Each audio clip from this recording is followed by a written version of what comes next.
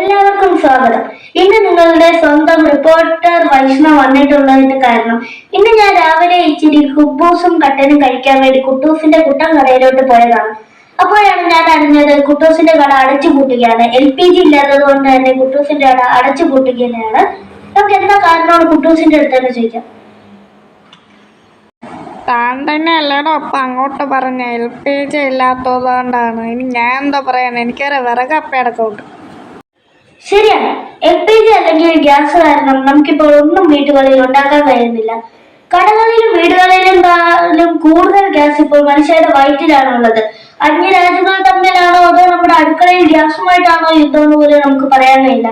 കുട്ടൂസേട്ടൻ ഇപ്പോൾ വിറക് തപ്പിപ്പോയതുപോലെ ഞാനും പോകട്ടെ. ഇനിയും ന്യൂസുകളായിട്ട് വരുന്നതാണ്. നന്ദി.